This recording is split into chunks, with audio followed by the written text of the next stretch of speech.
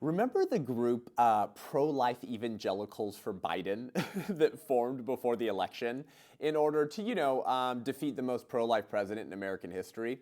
Well, they've recently announced that they feel, quote, used and betrayed because the Biden administration did exactly what they promised to do, which is kill more babies and force us to pay for it. Well, I'm going to argue that these heretics would have supported Hitler for his promise of increasing quality of life for everyone, except Jews. I'm Seth Gruber, and this is UnAborted.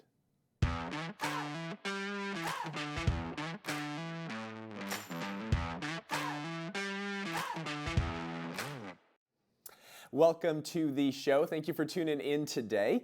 We're going to talk about this Pro-Life Evangelicals for Biden group, and maybe you've heard of them before. I think I covered them slightly leading up to the election because of their complete backstabbing of our preborn neighbors in the pro-life movement. Because they were basically becoming advocates for the Biden administration. They wanted Biden to become president. And there was another group called Evangelicals for Biden, too.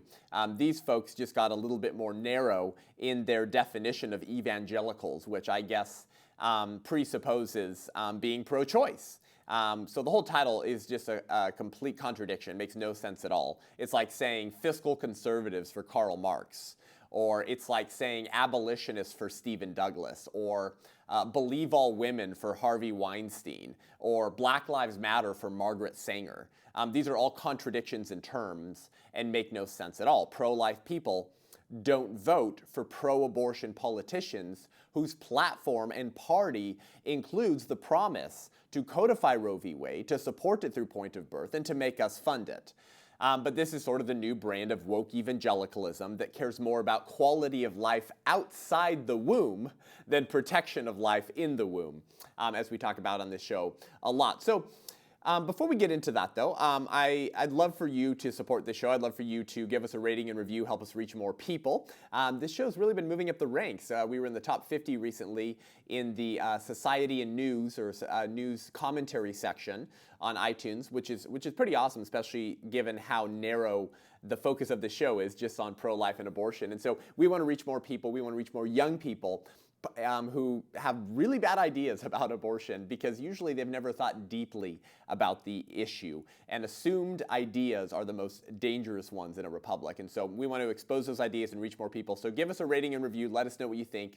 We really appreciate it. So what do these grifters believe?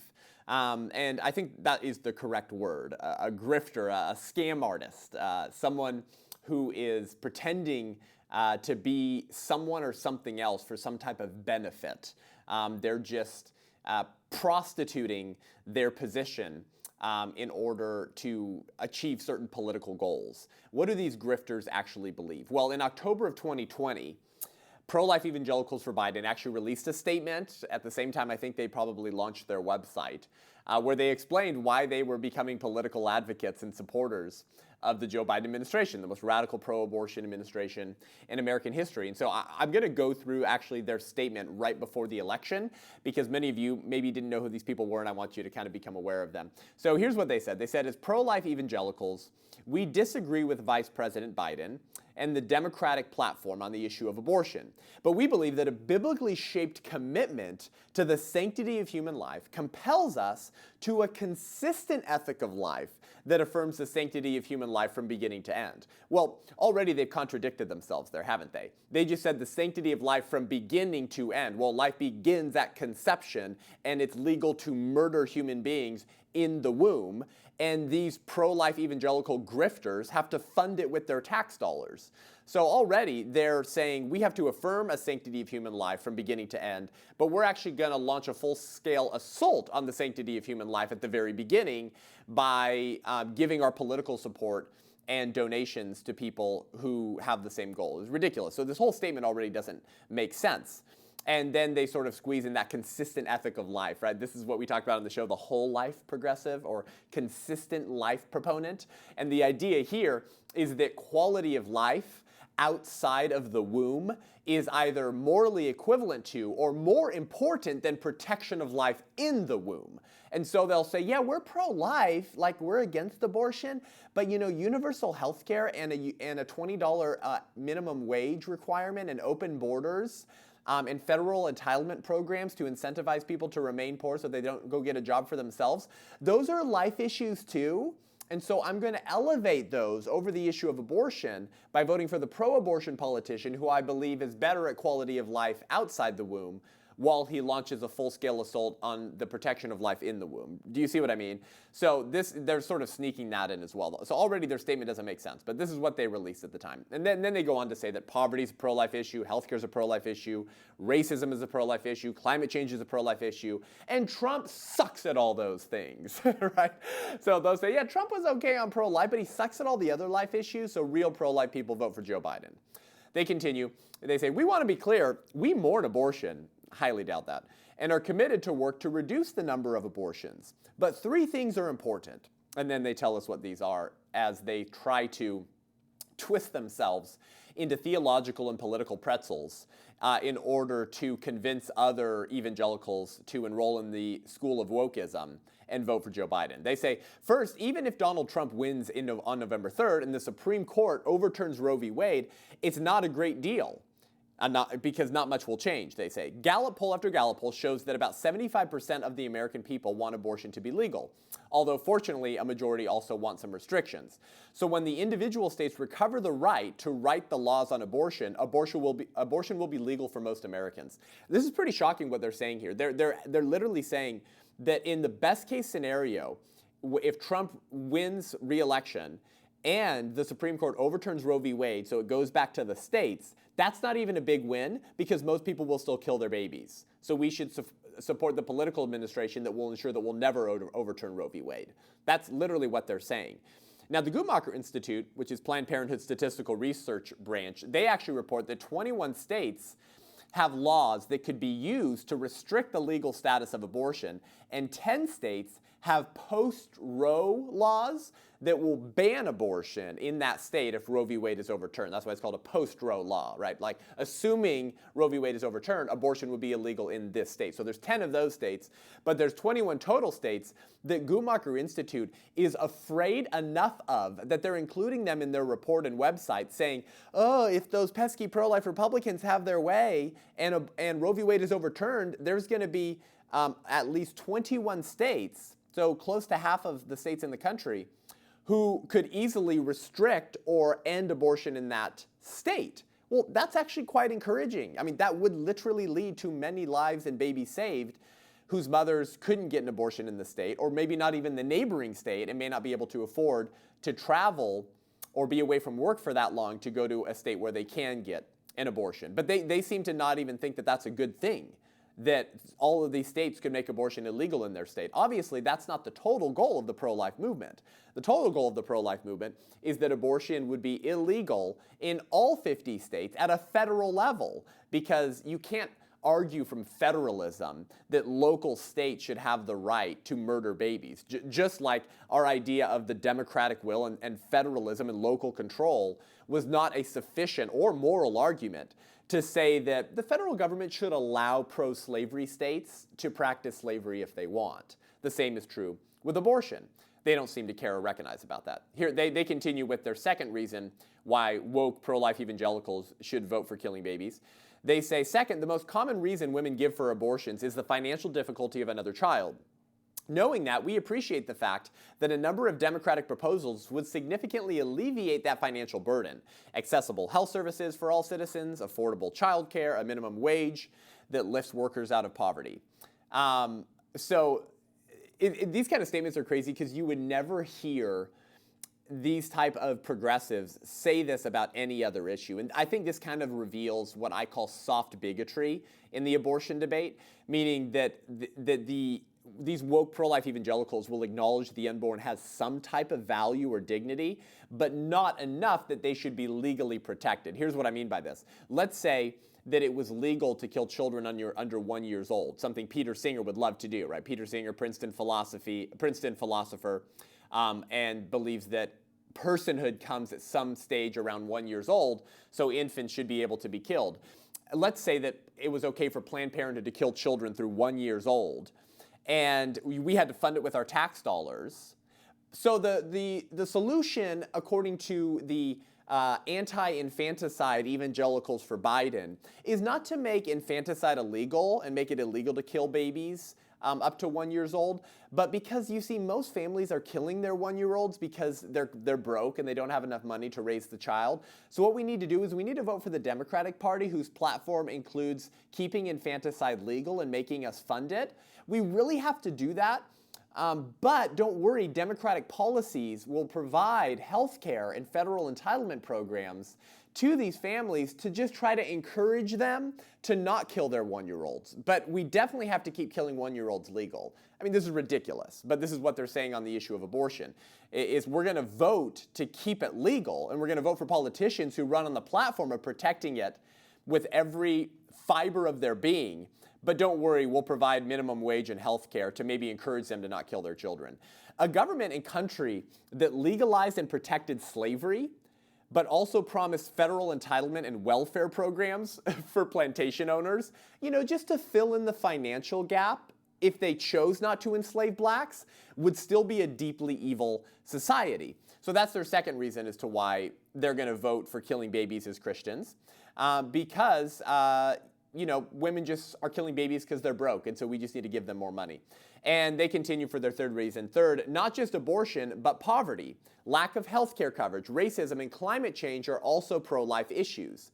The statement notes that the official public policy document of the National Association of Evangelicals says, quote, faithful evangelical civic engagement and witness must have a biblically balanced agenda. And they say we must oppose one-issue political thinking because it lacks a biblical balance. For these reasons, we believe that on balance, Joe Biden's policies are more consistent with the biblically shaped ethic of life than those of Donald Trump. Therefore, even as we continue to urge different policies on abortion, we urge evangelicals to elect Joe Biden as president.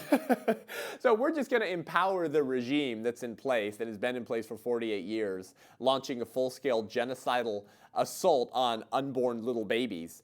But we're going to encourage him to go with pro-life policies, even though he's promised to never encourage that and to discriminate against pro-lifers. But we're just going to plead with him to do that. But we just really need universal health care. That's their approach. That was their pitch, their open letter in October of 2020. And obviously, if you applied this type of reasoning on slavery, it would just be atrocious, and these people would be deeply offended if you insinuated that they would support slavery in the 1850s. Though later in the show, I'm gonna make the claim and the argument that I think these woke evangelicals would have supported the Holocaust in Germany. Because imagine saying, we Christians need to support Stephen Douglas, the racist Democrat who ran against Abraham Lincoln in 1860, because we can't be single-issue voters. And we reject, and now I use their language, we reject this one-issue political thinking because it lacks a biblical balance. And so even though I wouldn't buy a slave and whip them like a cow, and I would like if my fellow Americans wouldn't do that, I have to vote for the politician who's running on protecting states' rights to purchase black human beings and treat them like cattle, because I'm not going to elevate slavery in a moral hierarchy of evils. And I really need to think about federal entitlement programs for middle-class white people who don't have enough funds to purchase a plantation and then pack them with human beings that they treat like cattle in order to enrich themselves. The lower-class white person, his life matters too, and that's a life issue. And while Democrats are running on treating human beings like cows, we have to consider their programs that will help lower-class white people be able to live at a livable wage to support their children. So this is disgusting, bigoted arguments, but this is exactly what they're doing to the baby in the womb because they're soft bigots who will say these children have some type of value, but not enough to be protected in our laws. So that's the background to pro-life evangelicals for Biden, or fiscal conservatives for Karl Marx, if you will. And soon we're going to get to why they're talking recently about how they feel used and betrayed. And they're just so shocked that Biden isn't being a pro-life president because he never promised to, and he promised to be the most radical pro-abortion president in American history.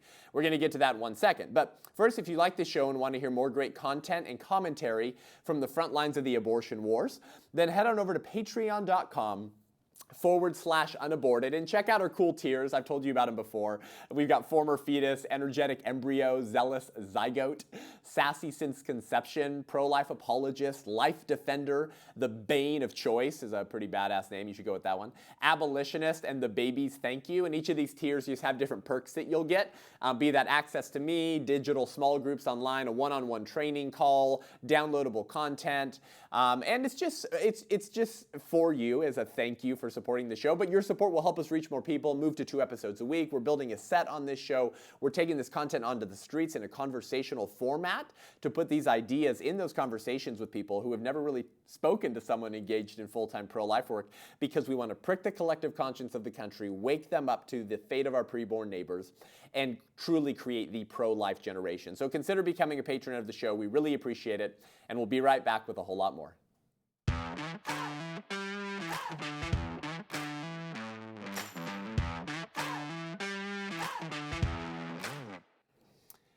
So recently, the Senate has voted to go ahead and pass a ridiculous $1.9 trillion American Rescue Plan. And this is going to utterly bankrupt the country beyond what we already have, forcing our children and grandchildren to pay for our greed, which is going to be pitched as compassion and love for the little guy by the Democratic Party. So the Senate passes this American Rescue Plan, according to LifeSite News, but refused to apply the Hyde Amendment as a rider on the bill. Now, the Hyde Amendment, was written by Henry Hyde, I believe, 1976. Shortly after abortion was legalized, and it was a rider on federal spending bills to say, hey, we need to at least say that Americans' federal tax dollars will not go to funding abortions. And this has received large bipartisan support, and it's been included on basically every federal rider or every federal spending bill as a rider. Now, during COVID, Nancy Pelosi worked very hard to push through the stimulus checks without that rider, and Planned Parenthood actually ended up receiving quite a few $1 million, and then was sued for receiving it because they weren't supposed to. So Democrats have moved further and further left and radical, and want to ensure that our tax dollars explicitly fund the abortion industry, because right now we give Planned Parenthood over $500 million a year, right? And then we say, but just earmark it for not abortions, okay? But money's fungible, so it frees up their funds, so we're still funding abortions. But the Hyde Amendment has saved babies because it's prevented federal dollars from funding abortions through Medicaid reimbursements. So many women and families won't get an abortion if they can't afford to get reimbursed through Medicaid, and so they reject abortion. And you can go to hellohyde.com or hellohyde.org, I forget which one, and you can see how the Hyde Amendment has saved babies, saved over 2 million babies since it was instituted. Okay, well, Democrats now hate the Hyde Amendment, and it's actually in their platform, and we're going to get to that in just 1 second too. But here's what LifeSite News had to say. On March 5th, the Center for Family and Human Rights warned, quote, the bill makes funding for abortion groups available through $8.6 billion for the global response to the pandemic. The global response to the pandemic, led by the United Nations Secretary General Antonio Guterres, designates reproductive health, including abortion, as essential to the COVID-19 response. Okay, so they're saying that $8.6 billion is going to go to the global response for the pandemic, but part of the global response to the pandemic must include reproductive health care, which is going to be abortions, okay? LifeSite News continues and says, the International Pro-Life Lobby Group added, quote, more troubling to pro-life senators is the $8.7 billion designated for the global response to the pandemic, noting that, quote, since March, the UN Secretary General and UN agencies made abortion essential to the UN pandemic response. So you can't respond to this pandemic and support families and individuals unless you're helping them kill the smallest members of their family. They included sexual and reproductive health as essential to COVID-19 UN policies, and defined this term by reference to a United Nations manual that declares abortion a human right and says medical providers should be forced to refer for abortion against their conscience. All right, well, this all fits within the Democratic establishment and infrastructure. This is who they are. The radical, what used to be the radical, is now the mainstream, and Joe Biden has made that incredibly clear. So Pro-Life Evangelicals for Biden responds to this news that the administration that promised them that they would be pro-choice pragmatic moderates is radical. And they're removing the bipartisan Hyde Amendment on a federal spending bill that we're foisting onto our grandchildren in order to kill babies right now here and abroad. Shocker! Joe Biden's doing exactly what he said he was going to do on abortion. And pro-life evangelicals for Biden, they just can't believe this. So they released an open letter on March 7th entitled Open Letter on the American Recovery Act. And I'm going to read just a portion of it, or some of it here for you, just so you can see what grifts these people are. And these type of people, I'm going to argue here shortly, should be treated like heretics for prostituting their commitment to Jesus to the religion of leftism, which is a false religion. Here's what they say. As pro-life leaders, no, you're not, in the evangelical community, we publicly supported President Biden's candidacy with the understanding that there would be engagement with us on the issue of abortion, and particularly the Hyde Amendment. The Biden team wanted to talk to us during the campaign to gain our support, and we gave it on the condition that there would be active dialogue and common ground solutions on the issue of abortion. There has been no dialogue since the campaign. Oh, wait, you mean that pro-abortion Democrats treat Americans like political pawns in order to accomplish their political goals, and then turn right around and stab them in the back and betray them because they got what they needed from you? Wait, you mean that they treated you like a prostitute? Shocker. This is exactly what we warned you about, pro-life evangelicals for Biden, and yet you insisted that real pro-lifers vote to murder babies. They continue in their letter here, saying, we feel used and betrayed and have no intention of simply watching these kinds of efforts happen from the sidelines. Well, what are you going to do now? Many evangelicals and Catholics took risks to support Biden publicly. President Biden and Democrats need to honor their courage. No, it wasn't courageous to vote for murdering babies, you woke evangelicals, okay? And he says, we call on President Biden to honor his commitment to us and immediately demand that the House of Representatives apply the Hyde language to the American relief package. Okay, so these pro-life evangelicals for Biden, or fiscal conservatives for Karl Marx, or believe all women for Harvey Weinstein, what they're saying is that we believed Joe Biden and his administration when he told us that he would engage in active dialogue and common ground solutions with us, and that we gave him his support with the intention and understanding that they were going to maintain the Hyde Amendment on federal spending bills. Now listen, I don't buy it. I do not buy it that these people were honestly deceived, that these are good-hearted people who were honestly just tricked. I don't buy it for a second. They knew exactly what they were getting with Joe Biden. The pro-life community, the conservative community told them over and over again after they launched this ridiculous, contradictory organization what they were going to get with this administration, the most radical pro-abortion administration in American history, with a vice president who jails pro-lifers, for goodness sake, and was the co-sponsor of the most radical piece of federal pro-abortion legislation called the Women's Health Protection Act. And for that, go back and listen to my episode on Kamala Harris.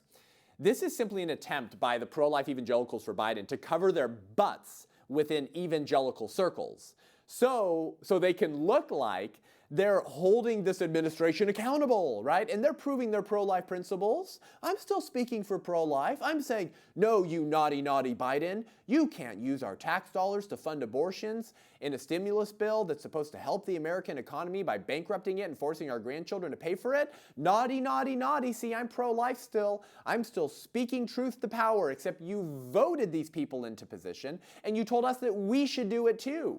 And we told you what you were going to get. You grifters, you betrayers of the unborn, you soft bigots who say that the unborn is an image bearer of God, but they shouldn't be protected in our laws. And you'll vote for people who run on the platform of murdering them. You knew exactly what you were getting. But because they don't actually give a rat's ass that Biden is funding the murder of babies with their tax dollars, because they knew what he promised and they knew what the Democratic Party platform is. And we're going to get to that right now. We're going to play you some clips here of what Biden told the country and the world that he would do if he got into the White House. And I don't buy it for a second that these pro-life evangelicals for Biden are that politically ignorant to these debates, that they were truly just honestly ignorant about the false promises of this administration. So here is Joe Biden. Right after he announces he's running for president. This is one of the first things he did to prove his devotion to the religion of Gnostic dualism, which is that The real us is not our bodies, so therefore we can murder babies because they're not really persons. Here is Biden promising to remove the Hyde Amendment from federal spending bills right after he launched his presidential campaign. Former Vice President Joe Biden reversing his stance on the controversial Hyde Amendment. Here's Biden last night, so take a listen. For many years as U.S. Senator, I've supported the Hyde Amendment like many others have, because there was sufficient monies and circumstances where women were able to exercise that right. If I believe health care is a right, as I do, I can no longer support an amendment that makes that right dependent on someone's zip code. Well, there you have it. Killing babies is health care. And why should we deny some people health care? I mean, we should include funding for that as well, because health care is denying children health by murdering them and ensuring that they'll never receive health care.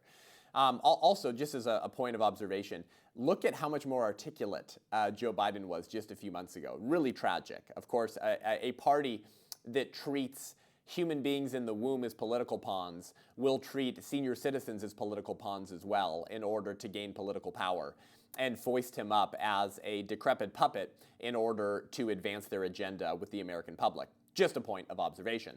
Here is also Biden at a Planned Parenthood Action Fund event, our 2020 election membership forum. I believe this was in 2019, but it was gearing up for the 2020 election, right?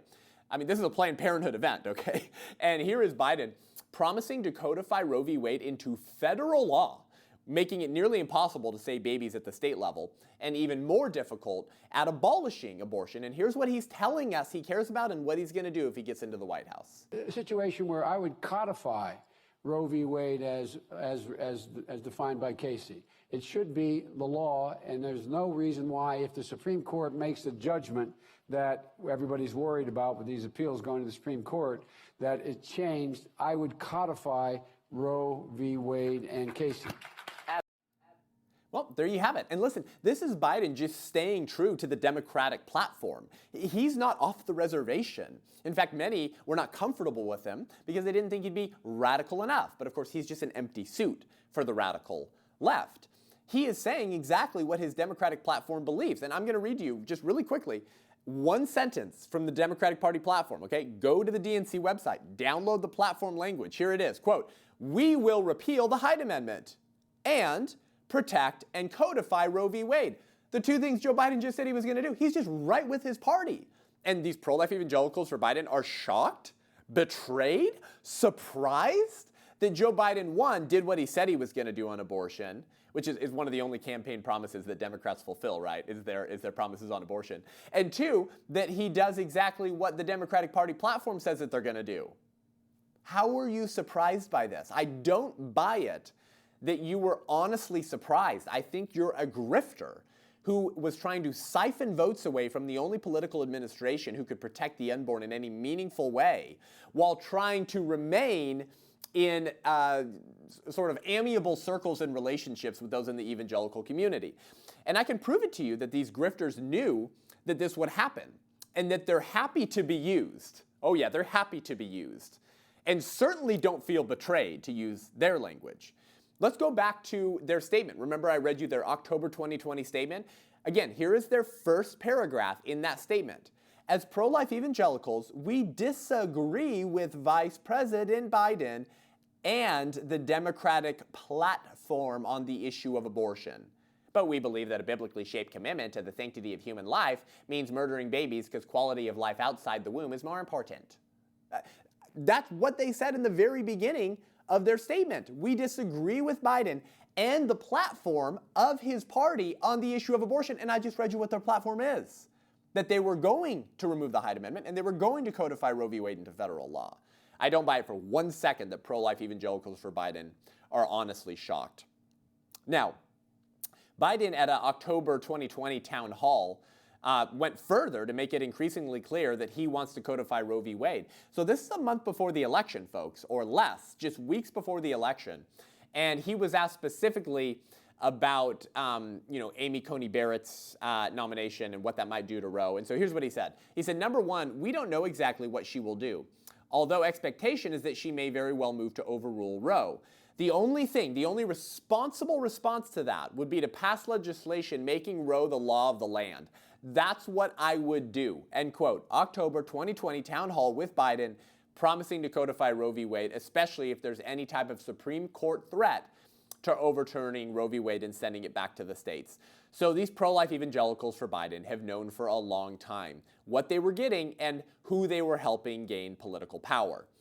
Now, just to show you one more example of the radical nature of Joe Biden's abortion position and policy, I want to play you a recent clip. This was just this month, actually on March 2nd, okay? White House Press Secretary Jen Psaki, who is almost as inarticulate as Joe Biden, was asked by someone at the Catholic news organization, ETWN, I believe, whether Biden would force doctors to perform or assist with abortions or transgender surgeries against their faith beliefs, right? This is the idea of conscience protections. And if you remember, one of the first things that Trump did in 2016 was he opened the conscience office in the Health and Human Services Department to explicitly protect the conscience rights of pro-life OBGYNs, Catholic nurses, etc., who didn't want to participate or perform abortions. So here is the question, and here is Jen Psaki answering whether Biden, this pragmatic pro-choice moderate, right, you woke evangelicals, whether he would coerce religious individuals to perform abortions. There's pro-life groups right now very concerned about the phrase pregnancy discrimination in the Equality Act. You're familiar with that, I'm sure. That it would force doctors to perform abortions even if it violates their conscience.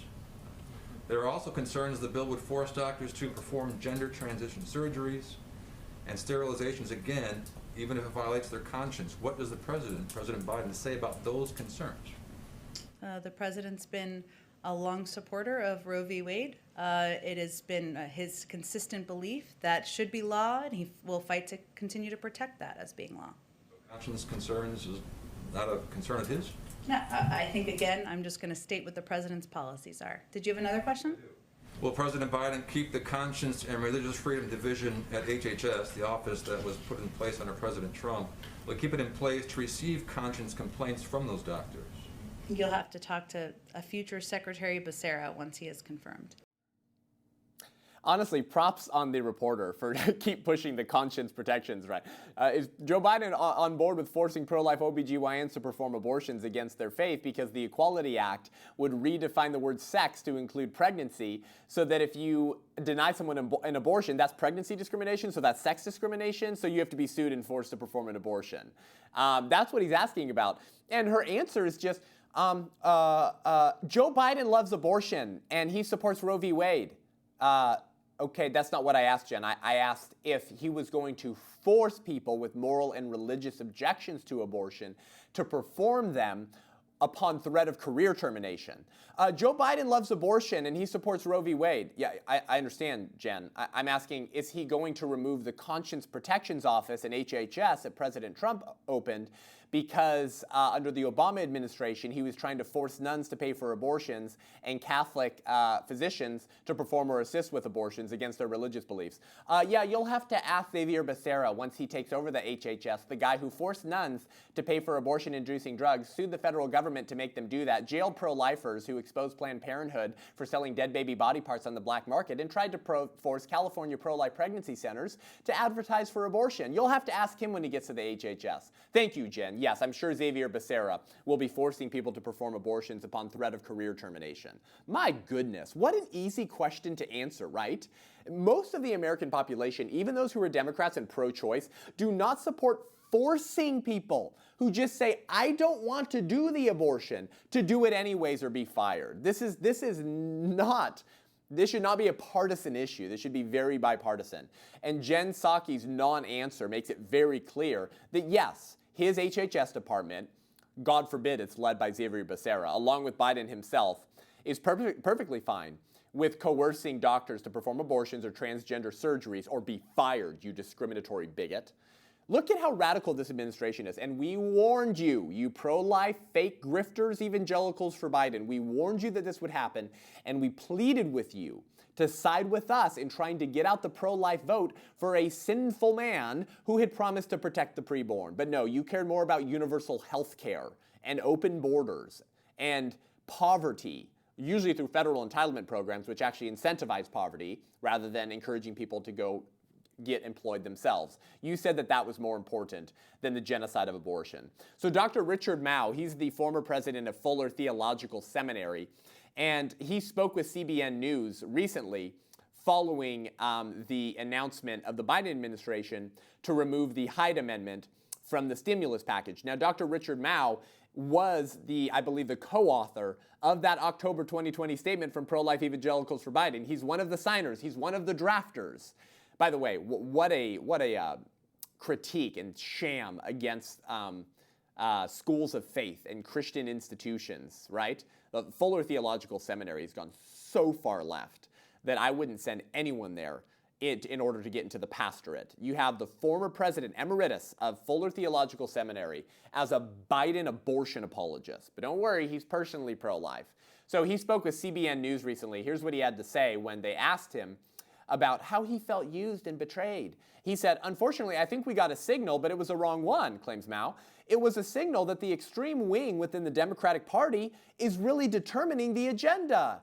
No, really? Also what we told you. I don't see any reason why a Catholic president like Joe Biden, who certainly has understood the teachings of the church, not at least to say when we would want to cut back on the number of abortions, that we don't want federally funded abortions except in extreme circumstances. So Dr. Richard Mao is saying, I just don't understand. He's a Catholic. Oh yeah, a Catholic that's been denied the Eucharist because his soul is in peril. And that's why most priests won't give him the Eucharist. He's saying this Catholic president should at least support the Hyde Amendment. Yeah, but he promised to remove the Hyde Amendment. Wake up. He continues and says, I don't understand where he's going with this. Why would he be so open now about wanting to dump the Hyde Amendment language, which for so many of us was a boundary that we didn't want to cross? This will raise the question of whether or not we are still welcome in the Democratic Party. Mao says, while Biden has preached a message of unity, his actions have not delivered on that promise. Dun, dun, dun. Dirt, dirt, dirt. Wake up. Wait, you mean the president who, along with Obama, tried to force nuns and Christian business owners to pay for contraception and abortion-inducing drugs in their health plans, isn't pursuing unity? Wait, you mean that he just uses his title Catholic in order to target those who are actually Orthodox Catholics by forcing them to pay for abortion-inducing drugs for nuns who don't have sex and have no need of contraceptives?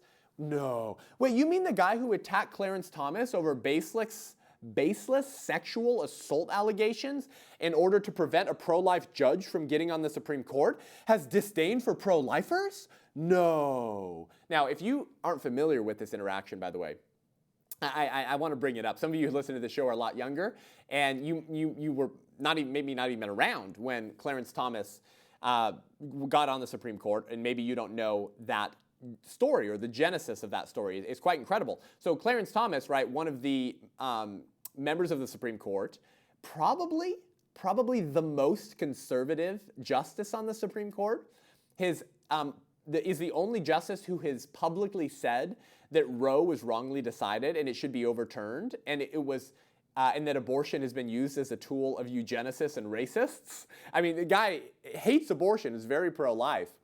Clarence Thomas, when being interviewed during Senate hearings before his confirmation to the Supreme Court, had these baseless sexual assault allegations thrown at him. Oh, wait, you mean Democrats use baseless sexual assault allegations to prevent conservative justices from getting on the Supreme Court because they're afraid that they might overturn Roe versus Wade? I wonder if that's happened any time recently. I mean, this is exactly what happened with Brett Kavanaugh, and it's not the first time that this has happened. This is a favorite strategy of Democrats in order to prevent justices from compromising their greatest sacrament, which is abortion. And so Joe Biden, as a senator, I believe at the time, sat on the hearings and was leading the hearings and questions against Clarence Thomas. And the national media and the Democratic Party made a huge deal about these sexual assault allegations from Anita Hill without any evidence whatsoever, completely baseless. But they ran with it just like they did with Christine Blasey Ford recently in order to make sure that no black people who thinks differently than how Democrats think they should think is allowed to sit on the court. So here is just part of Clarence Thomas's response to Joe Biden and the Democratic Party infrastructure who tried to prevent him from getting on the Supreme Court. This is a circus. It's a national disgrace. And from my standpoint, as a black American, as far as I'm concerned, it is a high-tech lynching for uppity blacks who in any way deign to think for themselves, to do for themselves, to have different ideas. And it is a message that unless you kowtow to an old order, this is what will happen to you. You will be lynched, destroyed, caricatured by a committee of the U.S. Senate rather than hung from a tree. Oh, that's brutal. Isn't that brutal? Nothing scares Democrats more than being insinuated that they're racist and they treat black people like property. But that's exactly what Clarence Thomas points out. Unless you kowtow to an old order that what? Used to treat blacks like property and lynch them if they didn't behave how white racists wanted them to. Unless you kowtow to that old order, then you're going to be lynched, not from a tree, but by a Democratic Party infrastructure that says you don't get to think like a conservative because you're black. And as Joe Biden said recently, if you can't figure out if you're for me or Trump, then you ain't black. And we're seeing Joe Biden's racism as early as Clarence Thomas's nomination to the Supreme Court, because God forbid a black man is pro-life, conservative, and would want to overturn Roe v. Wade. If that doesn't show you Joe Biden's disdain and hatred for pro-lifers, I don't know what will. You woke evangelicals for Biden. You knew fully well that Joe Biden was a divisive liar of a politician, a cynical individual, only patting people on the back in order to get favors and political power in order to protect the left's greatest sacrament, which is abortion. And we warned you over and over and over again. So don't pretend to feel betrayed or surprised that Biden did what nearly all Democrats do, which is to back the institution of womb lynchings, which disproportionately target black America. Next, we're going to get to why I believe pro-life evangelicals for Biden would have supported Hitler. And I know that sounds like a hyperbole, and maybe you don't think I can make the case as to why, but I want you to give me the chance, and if you agree, I want you to make the same point. But first, if you want to enjoy this show visually, if you want to see the clips that we play on this show, then go over to YouTube and subscribe, and we have all of the episodes available there as well, and you can see the media and guests that we have. So go subscribe. Seth Gruber, A Voice for the Unborn, is the name of the channel. Hit the notification bell so you don't miss a single episode. While I currently continue to fly under the radar of the technocrats at Google, we want to reach as many people as possible with the truth about life and the bigotry of abortion. So go check out my YouTube channel, subscribe. We want to reach more people in the digital marketplace of ideas, and we'll be right back with a whole lot more.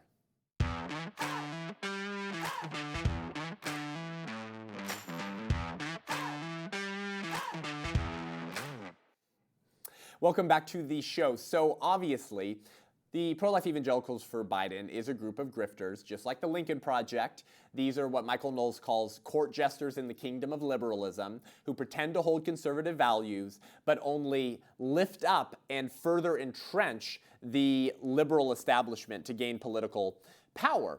Now, not only are they cynical individuals who don't believe what they said they believe, because it was overwhelmingly obvious that Joe Biden was going to be as radical on abortion as a Barack Obama, if not more so, by picking Kamala Harris as his VP. But I also think that the pro-life evangelicals for Biden would have supported Hitler. Now, I know people don't like these analogies. It's like everyone makes the Hitler comparison. But I think it's an important one to make, because the Holocaust, slavery, abortion, all of these things are wrong for the same reason. And this is a point that I make all the time and that pro-lifers need to make all the time. Each of these injustices are wrong for the same reason, because in each circumstance, actual image bearers of God, actual human beings who we know are human beings, are declared subhuman or non-persons, so that the government or infrastructure in control can dehumanize them and convince the American public that it's okay to mistreat or kill this class of individuals. So they're wrong for the same reasons. And it's very easy for us in 2021, right, to look back at 1930s, 1940s Germany and go, oh my gosh, what bigots, what anti-Semites. How could they possibly allow that? And how did Christians and quote-unquote conservatives just sit by and allow it to happen? Or worse yet, support Hitler from their pulpits and from their church. And this is what C.S. Lewis calls chronological snobbery, right? We think we're so much better because we're in modern America, right? We believe this science of history myth, which is that there's a science to history, and if we can just get the formula right, then we can perfect human nature. So the progressives believe that there's an upward trajectory towards perfection and utopia, and we're always moving upwards. So we're always getting better. And we look back down at people in 1940 and 1850 slavery here, and we go, what bigots? How could they put up with that? We are far worse for putting up with the slaughter and bloodshed of 63 million unborn children since 1973, calling it similar things and using euphemisms to justify it, and attacking our political opponents who don't want to kill babies and actually believe in the idea of human equality. Unfortunately, history does repeat itself because bigotry and culture are powerful things. You know, culture is similar to what water is to a fish. It's the streams and river that we swim in, and it's very difficult to remain unaffected by the place you live in. You know, a fish is going to be affected by the water it swims and lives in, and far too many Christians are more affected by the cultural streams and waters that they live in than by the biblical liturgy and Bible that they're supposed to mold their lives around. And so it might sound preposterous and untenable that we would be anything like a Holocaust sympathizer, or that we would be apathetic and stand by and allow this to happen. But the same people who said that they wouldn't do that in 1940s Germany, most of them are doing that on abortion today. If you want to know how you would have responded to the Holocaust in 1940, it's how you respond to abortion today. And you would respond in a like-for-like way because of the power of culture and the power of normalization and the ability and sometimes the ease in which human beings go along to get along and are willing to avoid discomfort and personal persecution if all that is required is for them to allow the persecution of others. The same holds true with the issue of abortion. So I want to briefly dive into a little history of the Holocaust, okay, Hitler, the Nazi regime, and the church in Germany at the time. And I think I want to make this case that pro-life evangelicals for Biden would have supported Hitler because, you know, I mean, Hitler was promising quality of life for everyone, except Jews, of course, who were murdered. In the same way, the Democratic Party today runs on the platform of life and whole life and consistent life and quality of life while depriving actual life to little babies in the womb. So after coming to power, Hitler introduced a doctrine known as Gleichschaltung, and I probably said that completely wrong, Gleichschaltung, or bringing into line, okay? Bringing into line is what that meant. You better get in line, right? Repeat, and if you dissent, we're gonna damn you. Everyone has to get into the party line. Say what we say. Say 2 + 2 = 5. Say it, say it, say it. Say Jews aren't persons. Say we should fund abortions, right? The coercion of the government for political inferiors to obey. And this policy was intended to bring all parts of German society into coordination with the nationalist socialist ideology, the Nazi Party. And this is what Hitler called, quote, a total state.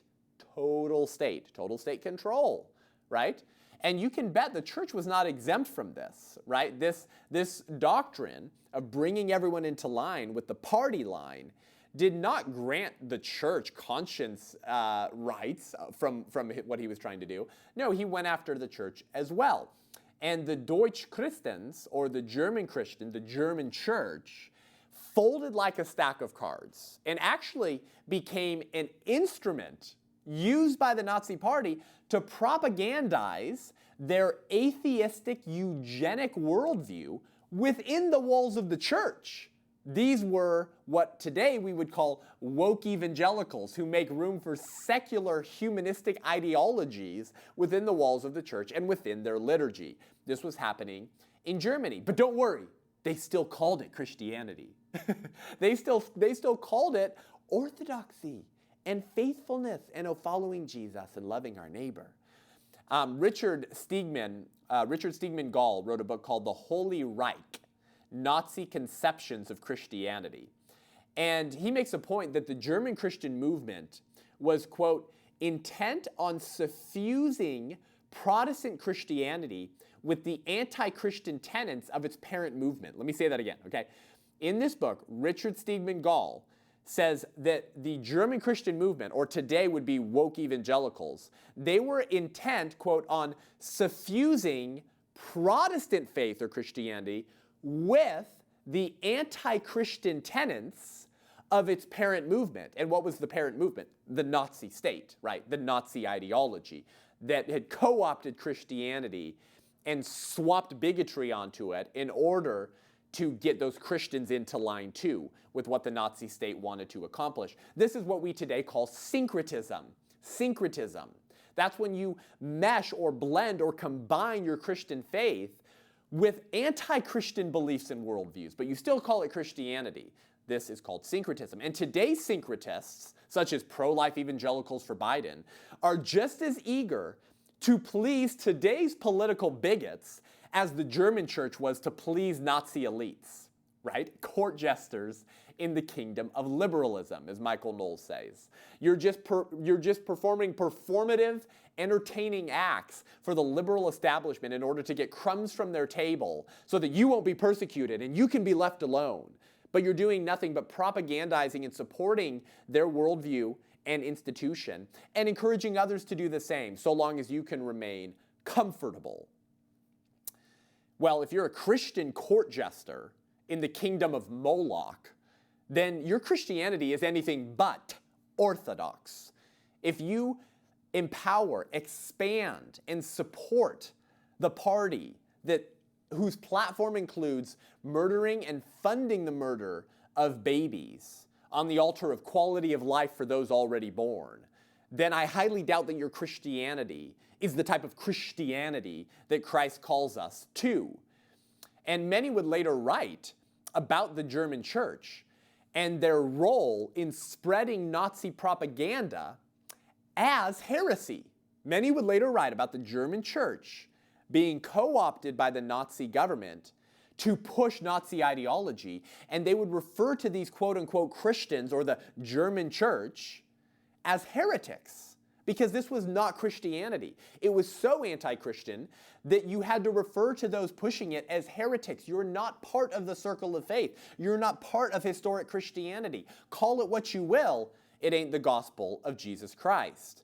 And Doris Bergen, who wrote the book Twisted Cross, right, the Nazi cross, called it Twisted Cross, the German Christian Movement in the Third Reich. Doris Bergen, she specifically refers to the German Christian movement as heretical and calls them, quote, anti-Christian. In other words, we can't make room for these people within Orthodox historic Christianity, that these people are just grifters pretending to be Christians while performing in the circus of liberalism to further entrench their power, to push their ideology. It was Nazism then, the Holocaust then, and today it's ageism and the pro-choice movement, which discriminates against others for being younger and smaller and in the womb, as opposed to just off of religious affiliation as being Jews. But they're wrong for the same reason. And Doris Bergen's book argues that the German Christian movement actually ought to be seen and identified as heretical based on its two primary doctrines. And she says that the two primary doctrines of the German Christian movement, rather, was anti-Semitism and anti-feminism, that they had just absorbed the worldview and premises of Nazism, but they were just slapping Christianity onto it and saying, hallelujah, Jesus, we love you, Father. She's saying these people are heretics and ought to be referred to and treated as such. And I would make the same point on today's woke pro-life evangelicals for Biden. So Nazis were anti-Semitic and anti-feminist. Well, today's pro-choice movement is based entirely on two similar doctrines, racism and ageism, because the pro-abortion movement was founded on racism. Planned Parenthood was launched by a racist and eugenicist by the name of Margaret Sanger, who actually admired Hitler. And Margaret Sanger was was best friends with the founders of the American Eugenics Society. And when Hitler was in jail in Munich for his failed coup attempt before he gained political power, was writing fan mail to the founders of the American Eugenics Society, who were BFFs with Margaret Sanger, and Hitler was thanking the founder of the American Eugenics Society for his book, and he called his book his Bible. Hitler calls the founder of the American Eugenics Society's book his Bible, and based Nazi eugenic policies on the books being written by American eugenicists, one of whom was Margaret Sanger, the founder of Planned Parenthood, who once spoke at a KKK rally and launched the Negro Project in order to decrease the black population. And that is the goal of Planned Parenthood today, because 79% of Planned Parenthood surgical abortion facilities, according to a study by Protecting Black Life, are located within walking distance of black neighborhoods. And Planned Parenthood has a very famous, infamous tweet from a couple years ago that says, if you're a black woman in America, it is statistically safer to get an abortion than to give birth to your child, than to go through the process of childbirth. So you've got the racist Planned Parenthood organization telling black women, if you really care about you, and you know you do you and you love you and you take care of your health, young black woman, if you really care about your health, you should always get an abortion when you're pregnant. Because the stats show, the science, hashtag science shows that that's safer than giving birth to your child. What could be more racist than that? So the two primary doctrines of the German Christian movement and the Nazi ideology was anti-Semitism and anti-feminism. And today, in the pro-abortion movement, it's racism and ageism. And those are two things that these woke evangelicals for Biden are okay with. They won't say they're okay with it, but they're okay for voting for it. And ageism is, of course, discrimination against others based off of their age. Well, pro-choice says we can kill babies because they're younger. That would be ageism. And Christians who defend and further that regime and movement, because they're not single issue people, and they defend that regime, the political regime of Joe Biden, with the language of Christian orthodoxy, ought to be treated as heretics as well. Because you are slapping anti-Christian, anti-God, atheistic worldviews onto Orthodox Christianity and claiming that they're the same. But they're not. The law of non-contradiction says that two opposing ideas cannot both be true at the same time and in the same way.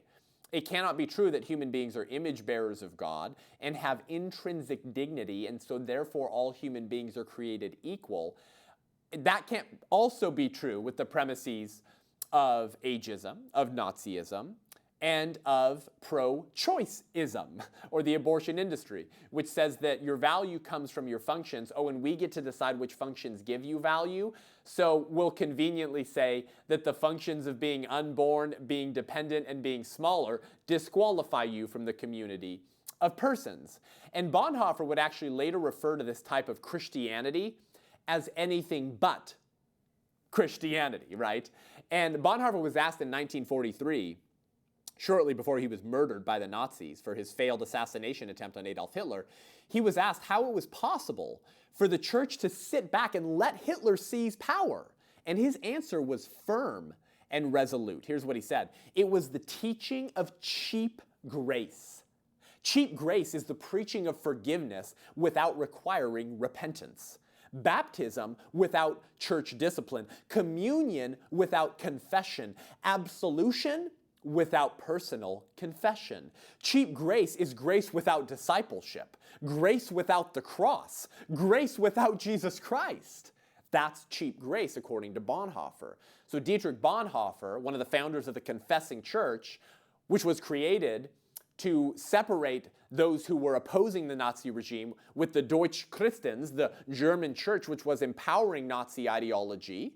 According to Bonhoeffer, the type of Christianity that was being endorsed and promoted by the German church was a cheap grace. And that ultimately cheap grace is grace without Jesus Christ, which means that cheap grace is not Christianity at all, which means cheap grace would be a heresy and not fit into the Orthodox historic Christian tradition, because only a cheap grace could allow you to say Christians should vote to continue the 48-year genocide of innocents because we need universal health care, according to pro-life evangelicals for Biden. Only a cheap grace would allow you to say Christians should actually vote to uphold and strengthen a party committed to expanding and profiting off of tearing the limbs off of babies, so long as we don't explicitly fund it in federal spending bills. Remember?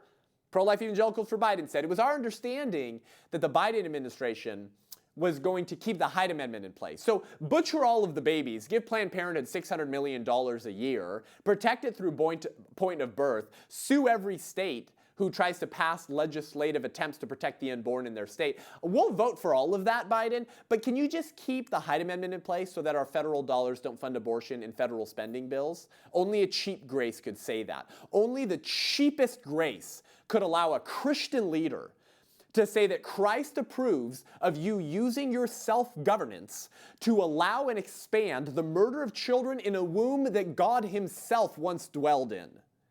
The pro-life Evangelicals for Biden should approach the throne of costly grace with trembling knees and repent for helping empower this radical pro-abortion agenda.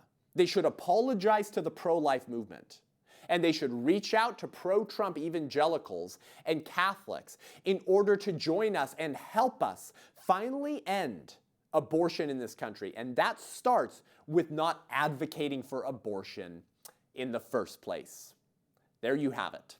This is why pro-life Evangelicals for Biden would have supported Hitler, because culture and bigotry are powerful things, and they would have been as influenced by the cultural norms of the Holocaust as they are by the cultural norms of today's Holocaust, as they pontificate about being personally pro-life, but voting to continue to murder babies.